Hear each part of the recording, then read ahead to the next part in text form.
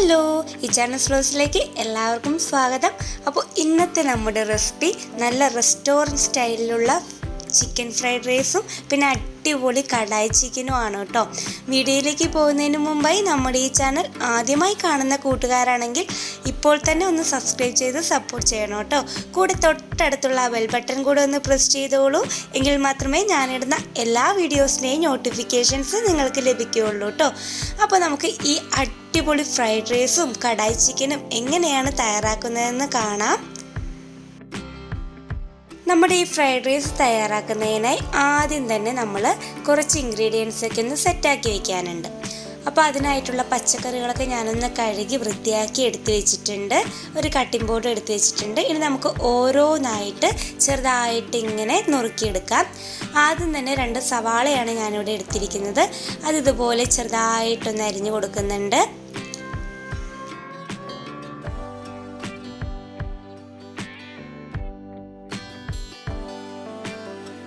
അടുത്തത് ഞാൻ എടുത്തിരിക്കുന്നത് 100 ഗ്രാം അളവിൽ ബീൻസാണ് കേട്ടോ.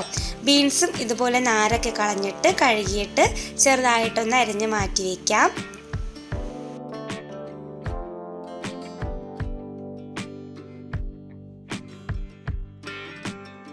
നമ്മുടെ ഈ ഫ്രൈഡ് റൈസിൻ്റെ മെയിൻ പണി എന്ന് പറയുന്നത് ഈ പച്ചക്കറികൾ അരിയുന്നതാണ് കേട്ടോ.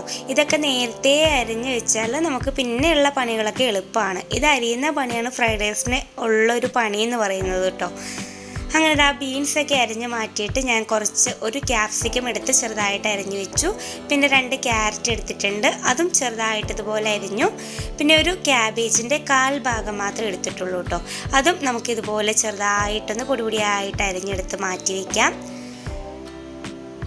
ഇനി ഞാനിവിടെ കുറച്ച് ചിക്കൻ എടുത്തിട്ടുണ്ട്. 4-5 പീസ് ഉണ്ടാവും. അത് ചെറുതായിട്ട് ഇതുപോലെ നുറുക്കിയതാണ്. ബോൺലെസ് പീസസ് ആണ് കേട്ടോ. അതൊരു പാത്രത്തിലേക്ക് ഇട്ട് കൊടുത്തിട്ടുണ്ട്. ആവശ്യത്തിന് ഉപ്പും ചേർത്ത് കുറച്ച് കുരുമുളക് പൊടിയും ചേർത്തിട്ട് നന്നായിട്ടൊന്ന് മിക്സ് ചെയ്ത് മാറ്റി വയ്ക്കാം കേട്ടോ.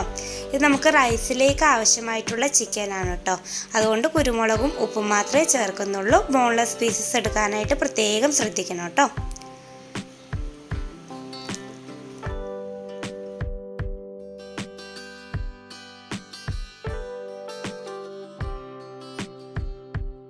അങ്ങനെ ഇതാ നമ്മുടെ റൈസിലേക്ക് ആവശ്യമായിട്ടുള്ള ഇൻഗ്രീഡിയൻസൊക്കെ ഏറെക്കുറെ റെഡിയാക്കി വെച്ചു. ഇനി നമുക്ക് കടായിക്കുള്ള ചിക്കൻ ഒന്ന് മാഗ്നേറ്റ് ചെയ്ത് മാറ്റി വയ്ക്കാം കേട്ടോ. കുറച്ച് നേരം മാഗ്നേറ്റ് ചെയ്ത് വയ്ക്കണം. അതുകൊണ്ട് ഞാൻ ഇപ്പോഴേ പൊടികളൊക്കെ ചേർത്തൊന്ന് റെഡിയാക്കി വെക്കാമെന്ന് വിചാരിച്ചു. അപ്പോൾ ചിക്കൻ എടുത്തിട്ടുണ്ട്. ഒരു 2 കിലോ ചിക്കനുണ്ട് മൊത്തത്തിൽ ഞാൻ എടുത്തിരിക്കുന്നത്. കുറച്ച് നമ്മുടെ റൈസിനും മാറ്റി വെച്ചു. പിന്നെ ബാക്കിയുള്ളതാണ് ഇത് കേട്ടോ. ഇനി അതിലേക്ക് ആവശ്യത്തിന് ഉപ്പും 1/4 ടീസ്പൂൺ മഞ്ഞൾപ്പൊടിയും 1 ടീസ്പൂൺ മുളക് പൊടിയും കൂടെ ചേർത്ത് നന്നായിട്ടൊന്ന് തിരുമ്മി യോജിപ്പിച്ചെടുക്കാം കേട്ടോ.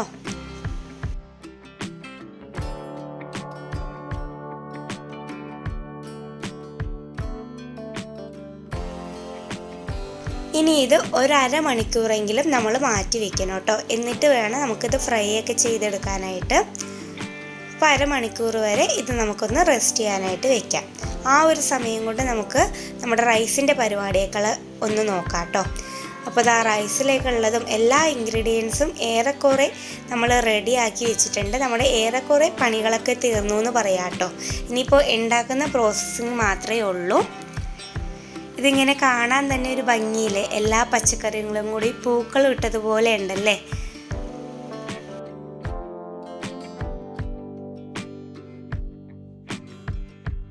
ഇനി നമുക്കൊരു പാന് അടപ്പത്ത് വയ്ക്കാം. അതിലേക്ക് ഞാനൊരു 6 കോഴിമുട്ട ഇതുപോലെ പൊട്ടിച്ചൊഴിച്ച് കൊടുത്തിട്ടുണ്ട് കേട്ടോ. ഇനി കുറച്ച് നെയ്യും കൂടെ ഒഴിച്ചിട്ട് നമുക്കിതൊന്ന് സ്ക്രാമ്പിൾ ചെയ്തെടുക്കാം.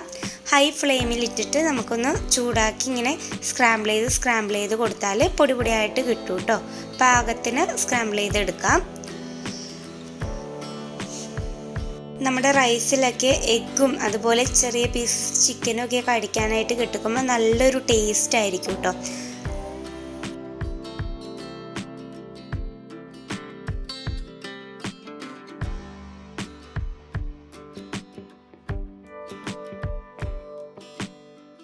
അങ്ങനെ അങ്ങനെ ഇതാ നമ്മുടെ എഗ്ഗൊക്കെ സ്ക്രാമ്പിൾ ചെയ്ത് ഞാൻ മാറ്റിയിട്ടുണ്ട്. ഇനി അതേ പാനിലേക്ക് തന്നെ കുറച്ച് ഓയിൽ ഒഴിച്ചിട്ട് നമ്മൾ നേരത്തെ റൈസിലേക്ക് വേണ്ട ചിക്കൻ മാഗ്നേറ്റ് ചെയ്ത് വെച്ചിരുന്നില്ലേ, അതിട്ട് കൊടുത്തിട്ട് നന്നായിട്ടൊന്ന് ഫ്രൈ ചെയ്തെടുക്കാം കേട്ടോ. ഒരു ഷാലോ ഫ്രൈ മതിയാവും. ജസ്റ്റ് ഒന്ന് അടച്ച് വെച്ചിട്ട് ഒന്ന് കുക്ക് ചെയ്തെടുക്കാം.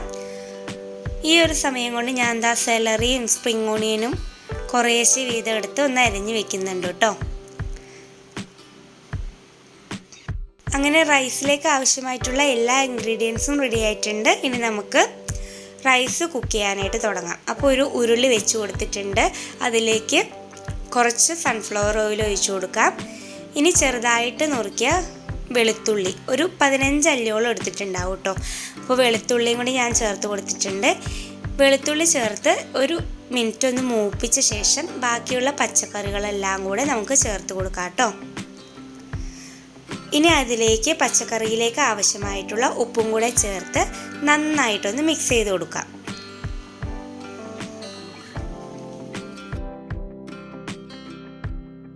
ഒരു 2 മിനിറ്റ് ഒന്ന് അടച്ച് വെച്ചാൽ നമ്മുടെ പച്ചക്കറികളൊക്കെ ആവശ്യത്തിന് കുക്കായിട്ടുണ്ടാവും. അധികം കുക്കായി പോകേണ്ട ആവശ്യമില്ല കേട്ടോ. ചെറുതായിട്ട് ഇങ്ങനെ കടിക്കാൻ കിട്ടണം, അതാണ് ഇതിൻ്റെ ഒരു ടേസ്റ്റ്. പിന്നെ അതിലേക്ക് കുറച്ച് ഒരു 1/2 ടീസ്പൂൺ അളവിൽ കുരുമുളക് പൊടിയും 1 ടീസ്പൂൺ സോയാ സോസും 2 ടേബിൾ സ്പൂൺ അളവിൽ ടൊമാറ്റോ സോസും ഞാൻ ചേർത്ത് കൊടുത്തിട്ടുണ്ട്. ഇനി ഇതെല്ലാം കൂടെ ഹൈ ഫ്ലെയിമിൽ ഇട്ടിട്ട് വേണം നമ്മളൊന്ന് മിക്സ് ചെയ്തെടുക്കാനായിട്ട്.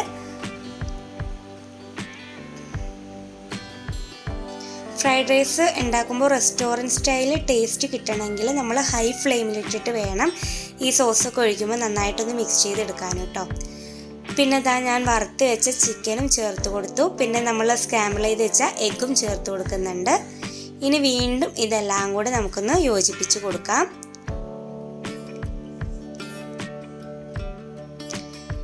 ഇതെല്ലാം കൂടെ മിക്സ് ചെയ്ത ശേഷം നമ്മൾ വേവിച്ച് ഊറ്റി വെച്ച് നമ്മുടെ ബസ്മതി റൈസ് 1 കിലോ അളവിലുള്ള റൈസാണ് ഞാൻ എടുത്തിരിക്കുന്നത്.